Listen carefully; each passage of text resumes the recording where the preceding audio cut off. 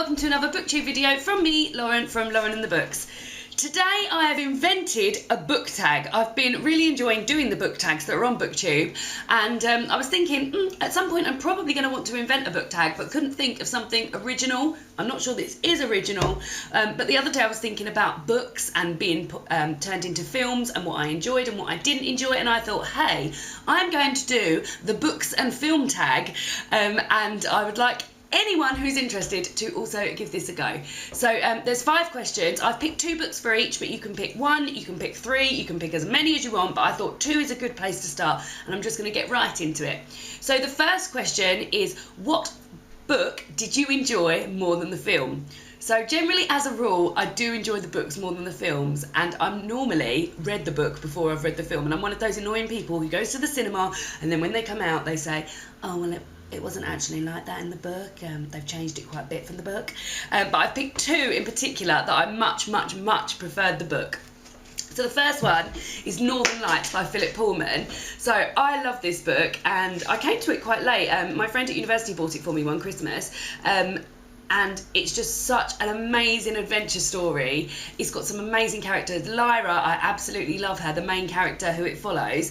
And the film that they made with Daniel Craig and Nicole Kidman, who, by the way, I think is a very good casting of Mrs. Coulter, I just didn't love it, and I just felt very underwhelmed, and I was really looking forward to seeing that film, and I just think, I don't even know if they could have done it better. I just think maybe this was a book that should have never been made into a film, because the world I imagined in my head was never going to be as good as, was always going to be better than any film that they could make of it. So I was disappointed with it, and I guess that it wasn't received very well either, because they didn't go on to make The Subtle Knife or the Amber Spyglass. So it is a shame, but yeah, this is amazing, and the film just didn't cut it for me. The next book I've got that I preferred to the film is One Day by David Nichols. Now, I love this book, and again, it's quite an old book, bought for me by the same person, Dolores, that bought me Northern Lights. She also bought me this in Christmas 2010, and I absolutely love this book, and I love rereading it. It's one of my favourite books to reread, and actually I was listening to a podcast that was interviewing David Nichols, and he was talking all about One Day, and it made me think, I'm going to reread that. So this follows the story of 2 friends, Emma and Dexter, and one day throughout their life. It's the 15th of July, which is St Swithin's Day, so every day, every 15th of July, you see whereabouts Emma and Dexter are. Sometimes they're together, sometimes they're not, and it just follows their lives, and it's a love story, and it's just gorgeous, and it's just so brilliant. But the film, again, just didn't cut it for me. I really like Anne Hathaway, but I just didn't think she made a very good Emma, and the casting of Dexter was quite good, and also I love Rafe Spall, and he makes a really good Ian in it. I think his name's Ian. He looks like an Ian. But yeah, again, I felt it fell a bit flat. There was quite a few people who were a bit annoyed with Anne Hathaway's Yorkshire accent, which sort of like dropped in and out as she went on. But yeah, this is another book where I much preferred the book to the film. So question 2 is pick a book or a number of books where you preferred the film to the book. So as I said, this doesn't often happen to me, but I've got 2 here that I preferred the film to the book. The first one is The Help by Catherine Stockett. I saw this the other way around, so I saw the film before I read the book. So I saw the film, absolutely loved the film, Emma Stone was amazing in it, and then went on to read the book, and just didn't enjoy the book as much as I did the film. I don't know if it's something to do with the layout of the film. I think it tells a better story through the film, and you see a lot more of Emma Stone's character. So this is about black slaves, house helps in America, in Mississippi in 1962, and Emma Stone's character, who is called, I don't even know what she's called, Skeeter, she decides she wants to be a writer, and she decides to write a book from the Help's point of view. So the Help are the black house helps that come into people's homes in the 1960s, and yeah, it's still a really good book, and I enjoyed it, but I just think that the film told the story much better, which is very unusual for me. The next book that I preferred the film to is The Wolf of Wall Street by Jordan Belfort. Now, this is purely because Leonardo DiCaprio is an absolute genius in this part.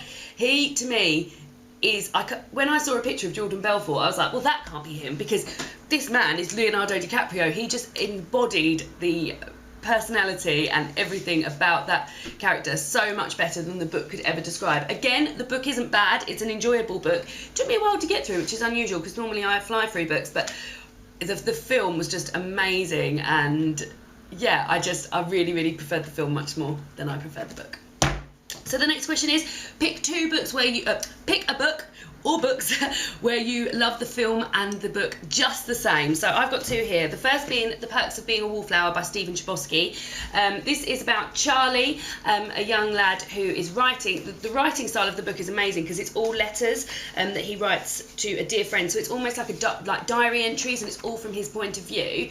And he's quite a damaged young chap. Something's happened to him in the past, and the book is just beautiful. It's really not a long book either. It's lovely, and it always reminds me a bit of Christmas. There's a bit of it where it's set around Christmas, and I love a book that's got any sort of amount of Christmas in. So that is why I love the book so much. The film is also brilliant. It's got Emma Watson in it playing oh goodness me, I've forgotten her name. This is awful. Sam playing Sam, Charlie's love interest, and it's just amazing. Again, it's quite Christmassy, and I love that, and I just couldn't pick what I prefer out of the book or the film. I love them both. The second one is, no surprises, The Fault in Our Stars by John Green. If you don't know the plot of this book or you haven't seen the film, where have you been? To me, both the book and the film are amazing. The film sticks quite closely to the book, and I don't know if that's something and why I enjoy them both so much. I think the casting is amazing.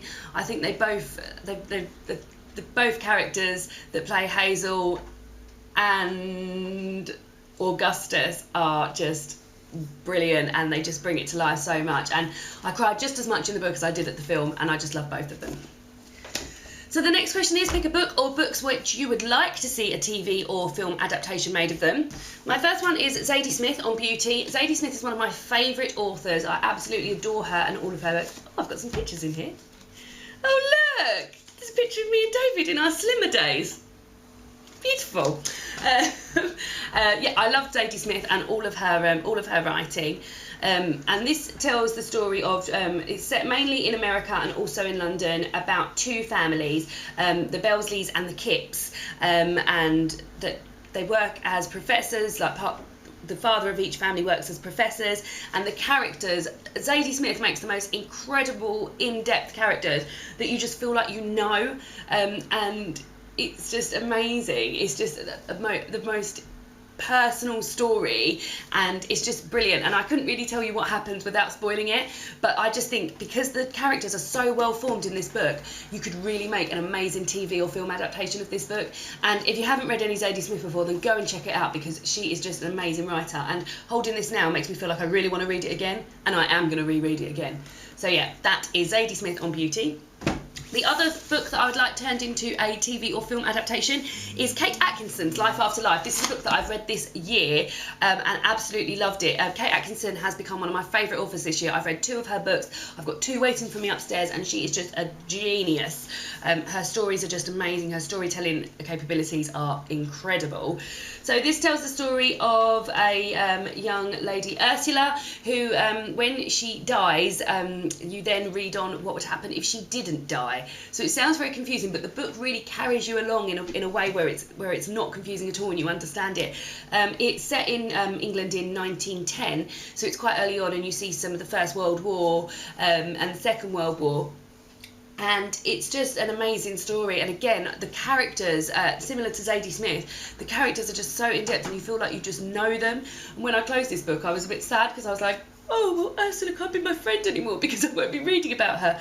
And I just think this would translate into amazing. It just spans so much. So there'd be like family saga scenes at home, war scenes, war help scenes, and I just think it could make a really, really good adaptation. And that is why.